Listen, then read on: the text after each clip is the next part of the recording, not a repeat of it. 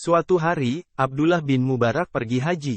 Setelah ia selesai menyempurnakan ibadah haji, ia tertidur. Di dalam tidurnya itu ia bermimpi melihat dua malaikat turun dari langit. Seorang di antara keduanya bertanya, "Berapa orangkah yang telah datang pada tahun ini?" 600.000 orang, jawab temannya. "Berapa orang di antara semuanya yang diterima ibadah hajinya?" "Tidak seorang pun." Setelah mendengar kata-kata itu, Abdullah bin Mubarak berkisah, "Tubuhku gemetar. Aku berseru, 'Apa?' Mereka telah datang dari pelosok-pelosok yang jauh dan dari setiap lembah yang dalam dengan susah payah mereka melintasi padang pasir yang luas, tetapi semuanya itu sia-sia." Salah seorang di antara malaikat itu menjawab, "Ada seorang tukang sepatu di kota Damaskus yang bernama Ali bin Muwafaq. Ia tidak datang kemari tetapi ibadah hajinya telah diterima dan segala dosanya telah diampuni Allah."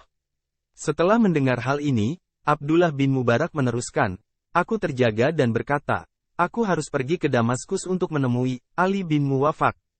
Maka berangkatlah aku ke kota Damaskus dan mencari tempat tinggalnya. Sesampainya di kota Damaskus aku segera menyeru-nyerukan nama Ali bin Muwafaq lalu seseorang menyahut. 'Siapakah namamu?' tanyaku. 'Ali bin Muwafaq,' jawabnya. 'Aku ingin berbicara denganmu,' kataku. 'Berbicaralah,' jawabnya. 'Apakah pekerjaanmu?' 'Membuat sepatu.' Kemudian kukisahkan kepadanya perihal mimpiku itu. Setelah itu, Ali bin Muwafaq bertanya kepadaku, 'Siapakah namamu?' 'Abdullah bin Mubarak,' jawabku. Ia menjerit lalu jatuh pingsan. Ketika ia siuman kembali aku mendesaknya. 'Ceritakanlah perihal dirimu sendiri kepadaku.' Maka berceritalah ia padaku. 'Telah 30 tahun lamanya aku bercita-cita hendak menunaikan ibadah haji. Dari pekerjaan membuat sepatu ini aku telah berhasil menabung uang sebanyak 350 dirham. Aku telah bertekad akan pergi ke Mekah pada tahun ini juga. Ketika itu istriku sedang mengidam dan terciumlah olehnya bau makanan dari rumah sebelah. Mintakanlah untukku makanan itu sedikit," istriku memohon kepadaku. Aku pun pergi lalu mengetuk pintu si tetangga dan menerangkan hal yang sebenarnya. Tetapi si tetangga itu tiba-tiba menangis kemudian berkata, 3 hari lamanya anak-anakku tidak makan.